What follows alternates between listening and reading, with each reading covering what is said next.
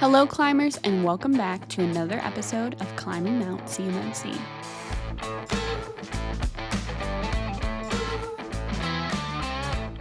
In today's episode, Bobby and I talk about the country song of CMMC. Many people have found themselves in some sort of hole in their journey of CMMC, and they're wondering how to get out. So without further ado, let's get into today's episode. Hello, guys. Welcome to today's podcast. Today, we are going to be talking about the CMMC country song of the 32 CFR ruling. I'm laughing instead of crying, but yeah. I'm laughing instead of crying. Isn't that what most country songs? Yes, that's pretty much it. Yeah, you've got two options there. You've got a couple, yeah. You got a couple tears maybe that might have been shed discussing this with me earlier. Yeah. It really seemed to, the big thing for you when you were explaining this podcast to me is it tugged on your heartstring, Yeah. right? And there's a reason for that you were sharing with me, and it had to do with, it's not necessarily that there was some wrong and lies that people were doing purposefully or anything that. Nothing malicious. There were just some things that happened due to this. And I'd love for you to share kind of where your heart is with this podcast and why you decided to make it at first. Yeah, there's kind of two parties. There are the people that saw, hey, we're going to have people that are going to need some type of CMMC solution, and we need to be able to help them. So how are we going to do this? Let's look at the NIST 800-171-171A list of all the 320 assessment objectives, and let's figure out how we can step in this space and help these clients out. Mm-hmm. And that's how MSPs did it. That's how vendors did it. MSSPs that are doing SIM solutions and other types of things. I've seen lots of different, even software vendors come out with kind of their matrix that maps out how they're going to help the clients and do it.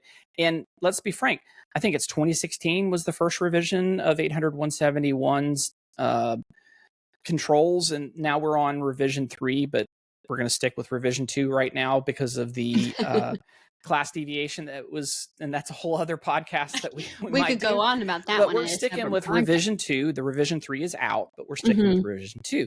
So it's a very mature frame. It's not a framework; it's a standard, it's a special publication that's been out because it's focused on protecting controlled unclassified information. That's its goal. That's its focus. And there's a lot of people that stepped in that space and saw a need. And they're like, how is someone going to be able to do this?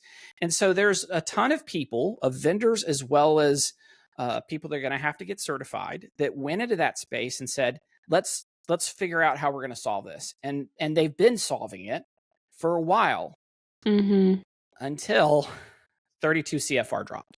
And a lot of people were saying, I don't understand why this is so complicated.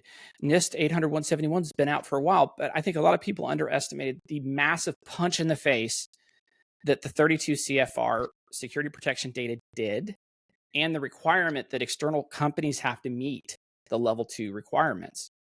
So let's break that down for just a second and how we sort of got into this country song scenario, right? Yes. So the first thing, let's just talk about the requirement that if you're using an external service provider, they refer to it as an ESP in the ruling, and I'm not sure if we have some ability to show that on the screen or not, but the reality is that the CMMC 32 CFR definition, so this 32 CFR is basically defining what this program is going to be about. The proposed rules come out already, and it very clearly defines that organizations like ourselves, managed service providers, or other providers, like if you have someone doing your SIM or those types of things, if they're doing those types of technical controls for you, they're going to have to meet the level that you're at. So if you're level 2, they're going to have to get level 2. You can sit down with a highlighter and read NIST 800-171A all day, and you'll never see that requirement in there. No. And so these people have built their systems around the assumption that 800-171 requirement was what they needed to do, right? And then the 32 CFR came out, and it's like, you're going to have to get level 2. Now, people have been talking about that being a potential requirement for some years. I think there was a fair amount of people that kind of stuck their fingers in the ear and went, la, la, la, la, I don't think that's going to happen. And they just kind of said, let's go with the easiest way of implementing all of these controls. And they just used vendors that were readily available to them to be able to use. And it just turns out that that's probably not going to be the case, because they have to now look at those vendors and go, hey, are you guys going to be level 2 ready? And they're like, I don't know if we're going to do that. And then you're like, well, then who am I going to use to monitor my SIM? Right. That just blew up my whole plan. Yeah. And they're like, I just don't know. Or like, are you going to, and then if they're like a cloud provider, that requirement for FedRAMP is now there for if they have that type of data that's going to be there. A whole other podcast about that. But so you see what I'm saying? It's not that these organizations like went out and said, let's try to see how we can stick it to the man. No, they weren't lying at this time. They weren't it telling was just people it was just a situation of them trying to provide support. And it's organizations that went out and built their system. A lot of these companies have their own system security plans based around these products, right? Yeah, that are pointing to these things. And those just all sort of got detonated once that 32 CFR came out. And they're like, well, what the heck are we going to do now? And this kind of brings us to the country song, sadly, is that I'm just hearing this more and more and more as companies are like, I thought we were ready. And now we're not. And we're trying to figure out how to address this. How can you help us, Bobby? What should we do? And then you go to tell them, well, we're going to have to rip this out, do this, and this, and then put these things here. And they're like, how much is this going to cost us? This is different. And they're kind of going through the 7 stages of grief, right? Of CMMC. And it's really hard for them to come to terms because they've tried to do the right thing, right? They tried to do the right thing. They went to do it early. They wanted to be prepared. And sadly, it's unfair. It's not a good deal of the cards to them. But that's the reality. So these, these companies that have started early that are now kind of backtracking, like what would you recommend is the first step to sort of getting out of that country song, that hole that maybe that they've put themselves in without knowing, and without really doing anything necessarily wrong at first that they knew of. Yeah, and it could be a company that needs to get certified, or it could be an organization that's providing services to someone that needs to get certified. To someone who's both of those need to kind of reconcile in their head, and they need to be very honest with themselves and their clients and their vendors and who they're working with. They need to come to terms with, do I want to step into this space? And I'm sorry that sounds kind of jaded, and I've even had clients go, I'm not even sure now that I'm realizing what I'm going to have to do if I want to even stay in the space. Wow. Like even the decision to possibly just throw in the towel because it's going to cost money, right? You can put that there now. It's not going to cost nothing to change it. Right. So they're looking at, they're like, we tried to do the right thing. And this kind of goes back to the 7 stages of grief about CMMC that you sort of have to come to terms with. And it's not fair. And they absolutely have a right to scream at the clouds and anything else that'll listen. And in some situations, there's been plenty of times where I've been on the phone and I'm just kind of like, I feel you, brother, just let it out. Just let it out. Tell me how you're feeling. Because it's really sad to hear that these people are trying to go through these situations and they're trying to think about how do I want to proceed? So that's really the first thing is you have to decide, do I want to still stay in this space? And that's a tough call to make. But when you have decided, okay, I do want to step in this space, then at that point, it starts becoming, all right, how am I going to have to turn this around? How am I going to budget this? Am I going to have to change my perspective on when I want to get certified? How do I look at what contracts I'm taking? How do I have to change my hopper approach as far as in keeping the business in the hopper flowing through? Like, what am I able to keep from that I already have set up? Thinking about that. You need to start planning about that. You need to start trying to understand that so that you can continue to move forward with that. But if you think to yourself, there isn't a way for me to dodge this, to give myself time, then you're going to have to think about, okay, well, what kind of cost am I willing to absorb to try to get these problems solved sooner than later? Because it really comes down to how fast you want to move and how much do you want to pay to get those issues corrected and done. And the longer you yell at the clouds, right, about that choice that you have to make, the more time you're spending that you could have done action in other Right. areas Not moving to try to into the do that. new It's direction that you must go. it's very binary thought process, and it's not really recognizing the grief in your heart that you have to Mhm. feel. And I'm sorry that I'm being a little bit more binary and logical about it, but I mean, the mental impact cannot be understated, because I've heard from many different companies, like, this is their baby, right? Mhm. And they're scared about Mhm. the A potential family impact. company that Yeah. has been in the family for generations, right? That is trying So to figure out how to do this. so you really want to decide if you want to stay in that space still, I think, first off. And the second thing I would do is get with a C3PO that has gone through the assessment that you trust, and have them counsel you on the next moves that you want to do. Because the last thing you want to do is then re-put yourself right back in the same position that you did again, Mm. and put more money after this bad situation, and just keep doing Yeah. it. So you Yeah. really want to dive into somebody that's got some serious knowledge, that knows what they're doing, that has helped people turn themselves around. You want to Mhm. ask how they've helped other people get out of this situation that they're in. Mhm. And you want to talk with C3POs that have done JSVA assessments, that may have worked with clients. And if you're not sure what a JSVA, that's a joint surveillance assessment. So that's basically DIBCAC, which is a government body, actually does the assessment of a company. And then this C3PO actually is doing the assessment. Just DIBCAC's watching them. They're surveilling them, making sure that the way that they're doing assessment is Mhm. appropriate, the way that they feel it should be done. And Mhm. you want to ask, well, have you done a surveillance assessment on a company like ours? Right. Mhm. If they've done that, then you're like, okay, now not only have they helped someone go through a real assessment, they understand our business, and they can help make some recommendations on us about how we can turn this thing around, because we're on the 11th hour here. We're in the red zone. We got to score, Mhm. because if you want to get certified by next year, because of your requirements of keeping your hopper going, because the way that the 48 CFR was written, you have to have your level 2 certification on award. So in other words, you may have won the bid, but when the DoD turns to you and goes, well, actually, you're supposed to be certified, and I don't see you have that, then they wouldn't award it to you. And you got a real problem there.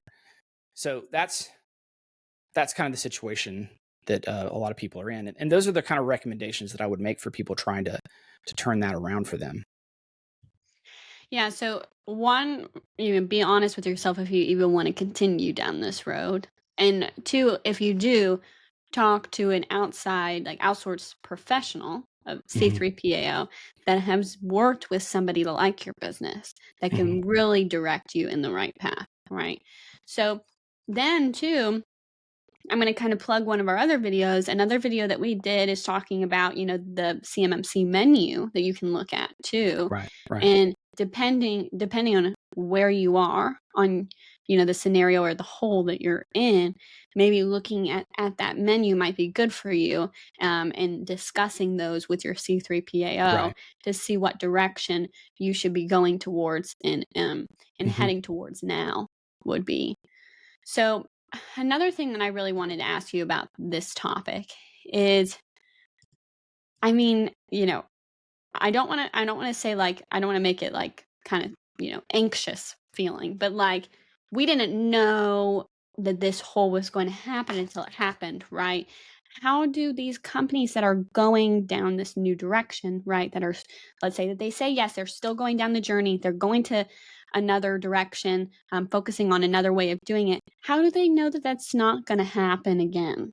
Do you know Right. what I'm saying? Like, how do they know that they're not going to spend $100,000 during this year going to this new direction to only get stuck in a hole again, you know? Yeah, that's where finding that C3PO is going to be very helpful for them to avoid the rinse and repeat of possibly getting stuck back in that again, because that is Mhm. not a good place to be in, because you're running out of potential time frame if you want to get done next year.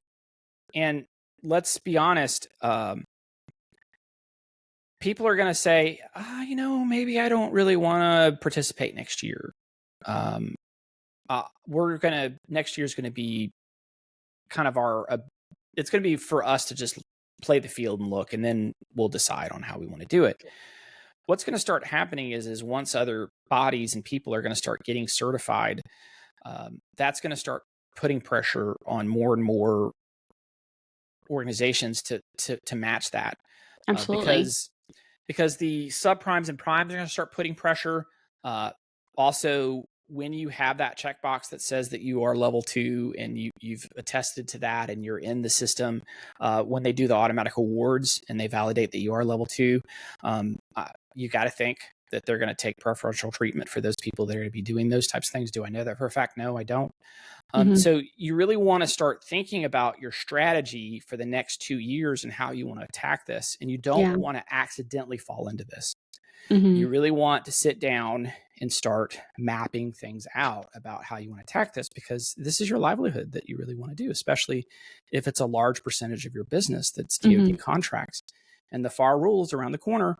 And so even if you say, you know what, I'm just not going to do stuff with DoD, I'm going to maybe work in other organizations that are government related because I have a good relationship with them.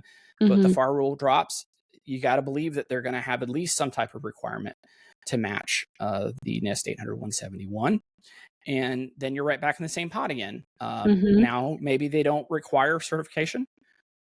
Maybe they have self-assessment that way, but no one knows for sure about how the FAR rule is going to drop. That's going to be government-wide on their acquisition process. So, because the FAR is Federal Acquisition Regulations, right? So this is going to be kind of the baseline for anyone that is going to be doing acquisition or type of contract work for any government body, that they're going to fall under that. And so who knows? So that's why you really need to start thinking about how you're going to attack it, how you're going to do it. And as a vendor, right? If you're doing that and you're providing that, you need to think about how you want to step into the space. And you need to be honest with the people you're working with. If you have no intention or you're really not serious about doing it next year, you need to let your people know that you're working with. Like, hey, we're not going to be level 2. We're not going to do FedRAMP. We're not going to do these types of things that we know are going to have to be required for anyone using our service. And you need to let them know that. Because like that way you can start having people who may not have necessarily been watching the wheel as closely as they should have, that can start giving them notification. They need to start trying to pick another path. And I think that also comes down to, you need to look at the vendors and the outsource relationships that you have. You need to really break that down. And that's where having that C3 could help you, because they can ask the right questions. They can be even on the calls when you're talking with them to be an ambassadors for your success in that process. And then also, I would highly recommend that if you want to be assessed next year, that you go ahead and get a gap assessment this year and get an idea of where you're at. Because if after you get your gap assessment, you find out that you've got some architectural problems, you know, if you've ever watched, my wife loves DOI shows. One of the banes of anything when you buy a house is foundational problems, right? If you have a problem with the foundation, that's the thing that really throws them into tailspin, because it could be very expensive to correct on a house foundation. And you definitely don't want to build on something that isn't foundationally solid. So, and it's that way with CMMC. So having a gap assessment, if there is a foundational problem, a scoping issue or technology or other pieces that you have plugged in there that they discover that you don't have right, you have some time still to make those corrections right now. But you don't want to find that out when, you know, you finally have been in the hopper. Companies have been, C3POs have been booked out to March. Now, today, at the time of this recording, and this recording is beginning of September. So that is months and months out, and that list is getting longer, right? So if you have to wait till March, September, October timeframe to finally get assessed, to find out that you've got some significant changes you have to do that could push you out months, then all of a sudden, then get back in the queue again to try to get back in there, right? It's kind of like you waited in that line to buy that thing, and then you left your wallet in the car. And you're like, it's honestly how I felt. It's honestly how I felt when I went to Disney World just the other week, and I went to go wait in the Guardians of the Galaxy ride that they have. You have to get in a queue on your phone. And so I waited until, and I was there like right at 1 p.m. Boom, boom, boom, got in the queue. I was I was in group 108 in that queue. Well, once finally group 108 got called, we went to the ride to go wait in line, and we still had to wait an hour. And because we got in the queue to then wait in the line. So For another hour. Yeah. it's literally exactly like that. It's like Yeah. you think you're fine, but actually you're getting in line to wait for another line. So Right. all of a sudden your time has increased dramatically than what you thought. So I think the kind of the takeaway that we would hope people would understand in this is really twofold. For those people that were early adopters that have kind of fallen into that country song early of CMMC, which my heart bleeds for you. I'm really sorry. There is salvation. You can still get it turned around. There are still answers. You just want to make sure that you partner with a good organization that make the recommendation and help you turn that around the right way the first time that you're doing Absolutely. it correct, right? You want to adjust that right then. And then you've got the other people that are now trying to play the field, that are looking and they're like, okay, we sort of were dipping our toe, but we're actually going to really go all in here. How can we avoid being caught up in this country song process that has scooped up so many people in the CMMC ecosystem? And I think it's knowledge, getting in there and partnering with people that know, that you trust. They're going to give you the right answers, that are going to move you in the right direction. Because then you can have that solid evidence, that solid understanding, and really help you move down the path to make sure that you're doing the right decisions and get you safe as things go on. So. Yes, absolutely. And, again, we're here to answer. I say this at the end of every episode, but it's because I really mean it. We're here to answer any questions, concerns, things that you're thinking about for your business. I know that this is just a podcast episode, so you can't talk to us here on this episode. Right. We're just really talking and you're listening. But I'm here. Just go ahead and speak right now. Go ahead and say something right now.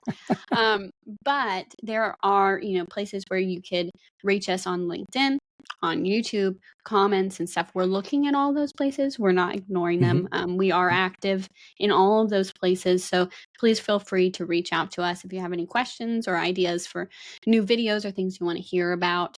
And then also too, I'm going to link in the description of these, any information that might help you that we've created over this time. Hopefully, as we're going through this, we'll have more and more content for you guys to be able to help you in any way that we possibly can.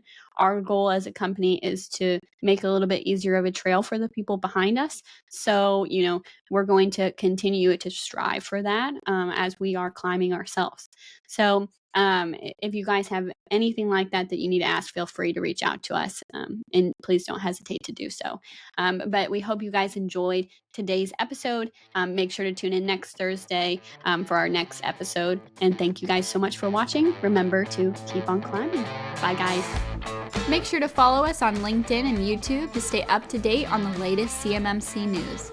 We hope you guys enjoyed today's episode and listen out for the next one. But until then, keep on climbing.